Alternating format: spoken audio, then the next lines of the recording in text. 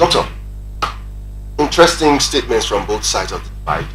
The APC is speaking, the PDP is speaking, and I like the questions that Mr. Olabode George asked. Where is the leadership of the PDP? Why are they so silent? Now, we've not heard anything apart from the party coming out with a statement saying that the 27 lawmakers who defected have virtuoso lost their seats in the House of Assembly. That's pretty much all that has been said from the PDP and the leadership in any way. And the call for INEC to fix another election in weeks. Yeah, that's a statement. And the APC, we also saw that a report that said the pact or the peace moves made by the president a few weeks ago had broken down irreparably, which is why both factions have gone daggers drawn. I think that came from the what's his name now, Tony Okocha, a few days ago, like 2 days ago. He said that intervention by Mr. President had gone to tatters. That's why now, with the situation in Rivers State and the threats of it spiraling out of control, I don't want to say where do we go from here, but that seems to be the pertinent question, isn't it? Well, I think the first thing is that there is this curious narrative that we are trying to project wrongly. We are not running a monarchical system of government. This issue of Bola Tinubu should intervene. I can't understand that kind of call. Intervene in what? We have a federation. We have the national, we have the subnational, that the federating units. And both the national and the subnational, in a federal system of government, they are coordinate and independent. They work interdependently, according to their sphere of influence. Bola Tinubu is not the traditional ruler of Nigeria. And it is for the party, instead the PDP, that's where I'm coming to. Because it's a PDP affairs. Like what Bode George rightly asked, where is PDP in this issue? And that is the question I want to really focus. The problem of PDP is that the compromises that attended their last primaries before the general election are continued to a kind of fester up till now. Is becoming a Waterloo to them. The Minister of Federal Capital Territory is on weekend.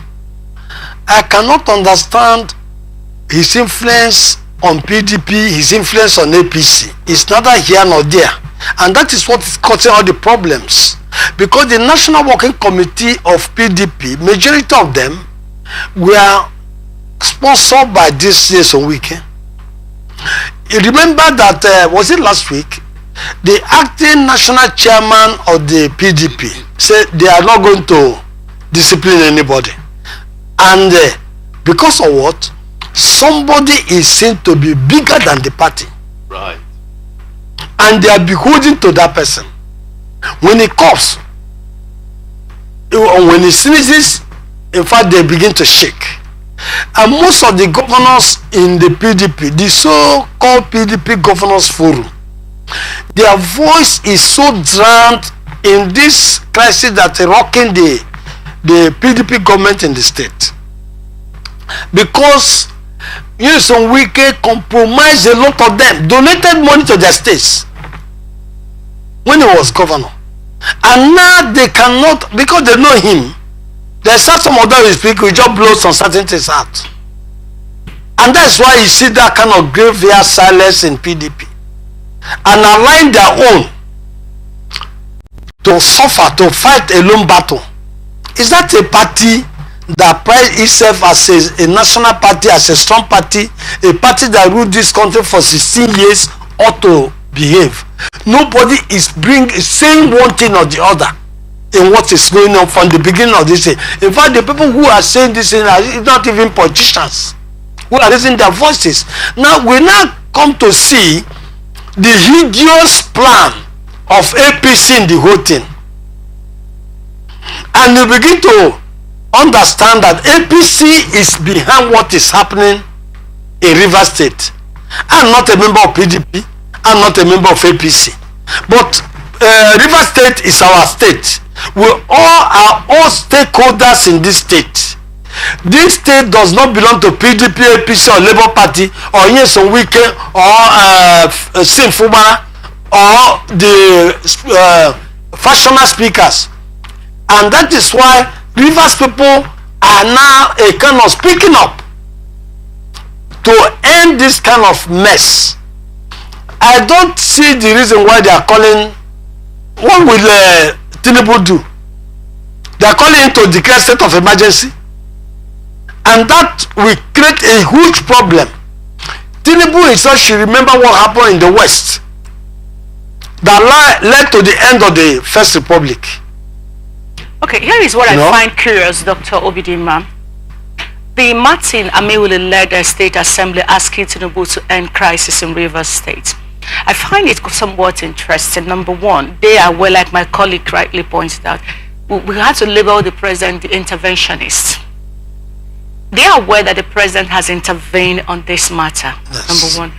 This same group of individuals asking Mr. President to end the crisis are fully aware that a state high court has given a ruling that he is no longer particularly recognized as a speaker of the Rivers State House of Assembly. The party that they left off has a constitutional backing, upon which, like my colleague said, they have also said, you are no longer, you don't have access to that seat. INEC conduct another election. So when you are glaringly disrespecting the law of the land, what the 1999 Constitution says, for instance, knowing full well that the president had initially, even before this whole thing escalated, intervened in this crisis. Yet you disregard the president, you disregard the laws of the land, and you're asking him to intervene. What in your estimation, let's even assume that the man we have termed the intervention has been President Bola Ahmed Tinubu. Let's even assume that he decides to intervene. What exactly do you think he's going to say to the Amewule-led assembly, that he's going to say to the FCT minister? Because after he did that, the FCT minister had a press chat like more than twice. And even though he's challenging what the president said, called the Peace Corps, he was also saying, the president has spoken. But, and also, what do you think, even if the Tinubu decides to intervene, will be the outcome of all of this? The only way I will expect if Tinubu is to intervene is to call Nyesom Wike to order as the minister of the Federal Republic. Because what he's doing has a lot to also affect the image of Nigeria globally. And these are the things they don't know. The way Nyesom Wike is carrying himself, now the globe is like a village. And whatever that is happening in Nigeria is seen and watched everywhere in the world. Right. And do you know that when you allow such thing to continue to fester, it discourages investors? Because they are seeing an environment that is not conducive for investment. More especially taking cognizance of the strategic position of Rivers State in the economy of Nigeria, where they have huge oil and gas reserve that is the life wire of the nation, the Nigerian economy. So it becomes a kind of troubling issue for Nigeria and his government. So the best thing is for Bola Tinubu to say this thing should end. You are working my cabinet. It should not take over in my cabinet and be creating crisis in a federating unit. There is a problem, a little problem that we don't know how it will end in Kano, in Plateau State. And the fire is also being stoked in River State. Do you know that this could get to a point if the president is not strategic enough to manage this? And all these problems are coming from the angle of his party. Do they want to create a one-party state? Do they want to capture all the states in this country?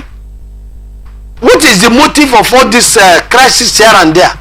So if he means well for his own administration, his own throne, he should call those people who are causing this problem to order